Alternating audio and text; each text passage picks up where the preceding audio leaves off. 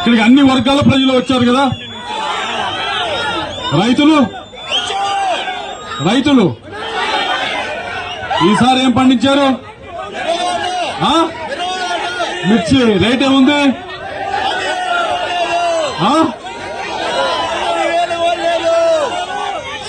సాగునీరు వచ్చిందా? సాగునీరు మీ అందరికీ మాటిస్తా ఉన్నాం. వరికే పుడిసాల పూర్తి చేసే బాధ్యత మాది అని చెప్పి మీ అందరికీ మాటిస్తా ఉన్నాం. సాగునీరు ముటుకూరికి తెప్పించే బాధ్యత మాది అని మీకు మాటిస్తా ఉన్నాం. వరికి పుడిసాల పూర్తి చేసి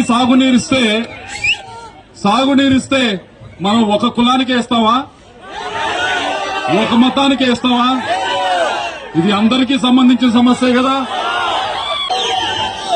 ఈ విషయాన్నే ప్రతి ఇల్లు కూడా తట్టి చెప్పండి మీ గ్రామంలో. అయ్యా ఈసారి తెలుగుదేశానికి ఓటేస్తే వరికి పుడిసాల మనం పర్మిషన్స్ అన్ని తెచ్చుకున్నాం. ఏదైతే కేంద్రం నుంచి తేవాల్సినాయో పర్మిషన్స్ అన్ని వచ్చిన వరికి పుడిసాలని తెలుగుదేశం పార్టీకి ఓటేస్తే పూర్తవుతుందని చెప్పి ప్రతి ఇల్లు కూడా తట్టి చెప్పండి. చెప్తారా? ఇక్కడ మహిళలు వచ్చారు. ఇందాకటి నుంచి ఇంత ఒత్తిడిలో కూడా ఎక్కడ ఉత్సాహం తగ్గకుండా మాతో పాటు నడుచుకుంటూ వచ్చారు. నవ్వుతానే ఉన్నారు ఎన్ని కష్టాలు ఇంట్లో ఉన్నా గాని. అమ్మా ఇక్కడ కూడా ఉన్నారు. ఈ 4 సంవత్సరాల్లో మీ ఇంట్లో ఖర్చులు పెరిగినాయా తగ్గినాయా?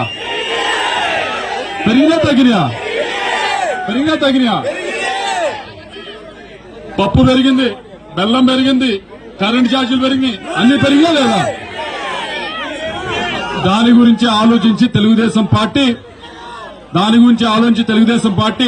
4 స్కీమ్స్ తీసుకురావడం జరిగింది. మీకు ఇబ్బంది జరుగుతోంది ఇంట్లో డబ్బులు అడక అని 4 స్కీమ్స్ తీసుకొచ్చారు. ఒకటి ఉచిత బస్ సర్వీసు. రెండవది 18 ఏళ్లు దాటిన ప్రతి ఒక్క మహిళకి కూడా 1500 రూపాయలు ఇచ్చే కార్యక్రమం. అందరికీ కూడా 15,000 రూపాయలు ఇచ్చే కార్యక్రమం. 4వది ప్రతి ఇంటికి కూడా 3 గ్యాస్ సిలిండర్లు ఫ్రీ ప్రతి సంవత్సరం కూడా. ఇది ముఖ్యంగా మహిళలకి. వీళ్ళందరూ కూడా పొద్దునే వెళ్తారు, సాయంత్రం వస్తారు మగవారు, మళ్ళీ సాయంత్రం ఫ్రెండ్స్ వెళ్తారు. వీరు పెద్ద ఇళ్ల గురించి పట్టించుకోరు. మీరే బడ్జెట్ వేసి ఏది ఎక్కువైంది ఏ తక్కువైందని చెప్పి చూసి కట్ చేసి అన్ని కూడా నడపాలా. అవునా కదా? మీకు సౌలభ్యంగా ఉండాలని చెప్పి ఈ 4 స్కీమ్స్ కూడా తీసుకురావడం జరిగింది. కాబట్టి ఇది కూడా ఏదైతే ఈ 4 స్కీమ్స్ ఉన్నాయో, ఈ 4 పథకాలు ఉన్నాయో, ఇవి కూడా ఏమన్నా ఒక కులానికి ఇస్తావా? ఒక మతానికి ఇస్తావా? లేదు. కాబట్టి ప్రతి ఇల్లు కూడా తట్టి చెప్పండి, అమ్మా తెలుగుదేశం పార్టీకి ఓటేస్తే మనకి మహిళలకి ఈ విధంగా ఉపయోగం జరుగుతుందని చెప్పండి. చెప్తారా? వినపట్లా? చెప్తారా? అలాగే ఇక్కడ యువత కూడా వచ్చారా? ఇంజనీరింగ్ పూర్తయిన వాళ్ళు ఉన్నారా? ఉద్యోగాలు వచ్చినాయా? ఉద్యోగాలు ఏ ఊరు వెళ్ళినా ఇదే. అయ్యా ఉద్యోగాలు వచ్చినాయా?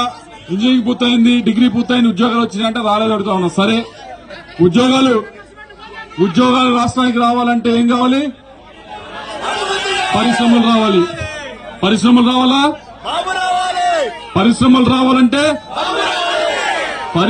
రావాలంటే మనకు ఒక రాజధాని కావాలి.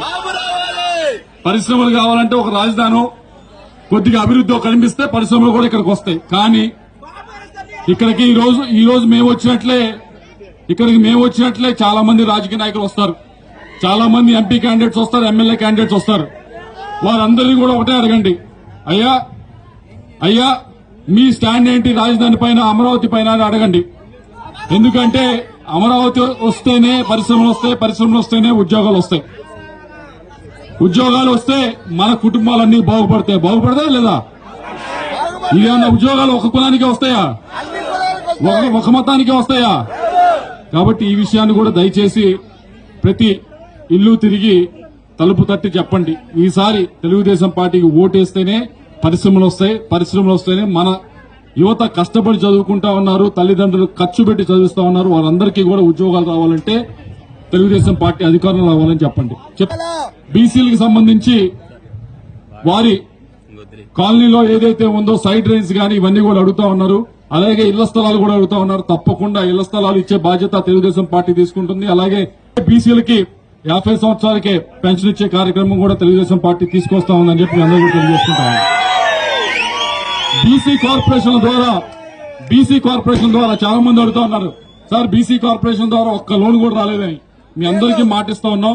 బీసీ కార్పొరేషన్ చైర్మన్ చేసి వాళ్ళకి ఏదో మూలం కూర్చోబెట్టడం కాదు. బీసీ కార్పొరేషన్ చైర్మన్ అయిన తర్వాత తెలుగుదేశం పార్టీలో ఇప్పటికే చంద్రబాబు నాయుడు చెప్పారు, బీసీ కార్పొరేషన్ చైర్మన్లకి అధికారం ఇస్తాం, నిధులు ఇస్తాం, మరియు ముఖ్యంగా గౌరవం ఇస్తాం. గౌరవం ఇచ్చి బీసీ సోదరీమణులకి కార్పొరేషన్ ద్వారా తప్పకుండా లోన్లు ఇచ్చే బాధ్యత తెలుగుదేశం పార్టీ తీసుకుంటుందని చెప్పి మీ అందరూ కూడా తెలియజేసుకుంటా ఉన్నా. అలాగే దళిత సోదరులు ఉన్నారు, వారు కమ్యూనిటీ హాల్ అడుగుతా ఉన్నారు. తప్పకుండా కమ్యూనిటీ హాల్ సంబంధించి చేసే బాధ్యత మేము తీసుకుంటామని తెలియజేసుకుంటూ దళిత సోదరులు చెప్తా ఉన్నాం ఏదైతే ఎస్సీ సప్లాన్ కింద నిధులు రావాలో తప్పకుండా ప్రతి ఒక్క రూపాయి కూడా దళిత సోదరుల మీదే ఖర్చు పెట్టే బాధ్యత తెలుగుదేశం పార్టీ తీసుకుంటుందని చెప్పి మీ అందరు కూడా తెలియజేసుకుంటా ఉన్నాం. నిజంగా గుర్తుండిపోయేది తప్పకుండా మీరు మంచి బ్రహ్మారెడ్డి గారు మనసులో మంచి హుషారు తెప్పించారు. ఈ ఎలక్షన్ ఎలా జరగబోతోందో ఒక శాంపుల్ మాత్రం ఈరోజు ముట్టుకూరులో చూపించారు. తప్పకుండా మీరందరూ కూడా పెద్ద ఎత్తున మే 13వ తారీఖున బ్రహ్మారెడ్డి గారిని పెద్ద ఎత్తున ఆశీర్వదించాలని చెప్పి మిమ్మల్ని అందరూ కూడా కోరుకుంటూ, ఎస్సీ కాలనీలో ముఖ్యంగా ఏదైతే తాగునీరు గురించి అడుగుతా ఉన్నారు, ఇప్పటికే మీ అందరికీ తెలుసు జల్ జీవన్ మిషన్ అని చెప్పి కేంద్రం నుంచి మనము 500 కోట్లు తెచ్చాము. ఈ నియోజకవర్గానికి కూడా దాదాపు 50 కోట్ల పైన తీసుకొచ్చాం. అవి చేస్తాం. ఎస్సీ కాలనీల్లో తాగునీరు ఇప్పిస్తామని చెప్పి మీ అందరూ కూడా తెలియజేసుకుంటూ, నేను కూడా ఇక్కడ ఎంపీగా పోటీ చేస్తా ఉన్నాను. మీరందరూ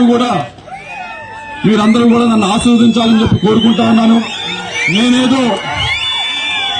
నేనేదో ఇక్కడ నర్సరావుపేటలో పోటీ చేస్తుంది ఎవరో బలవంతంగా పంపిస్తే పోటీ చేయట్లా. నేను ఇక్కడే పోటీ చేద్దామని నిర్ణయించుకుని పోటీ చేస్తామన్నా. నేను ఇక్కడ పల్నాడు ప్రజల మీద నమ్మకంతో పోటీ చేస్తా ఉన్నా. పల్నాడు ప్రజలు సమస్యల గురించి తెలుసు కాబట్టి ఇక్కడ పోటీ చేస్తా ఉన్నా. కాబట్టి నేను మిమ్మల్ని అంతా అడిగేది ఒకటే, ఎలాగైతే బ్రహ్మారెడ్డి గారిని పెద్ద ఎత్తున ఆశీర్వదిస్తారో అలాగే మమ్మల్ని కూడా ఆశీర్వదించి సైకిల్ గుర్తుగా మీ ఓటు వేసి పెద్ద ఎత్తున ఈసారి తెలుగుదేశం పార్టీని గెలిపించాలని కోరుకుంటూ నాకు ఈ అవకాశం ప్రసాదించిన ప్రతి ఒక్కరికి కూడా పేరు పేరున ధన్యవాదాలు తెలియజేసుకుంటూ సెలవు తీసుకుంటా ఉన్నా.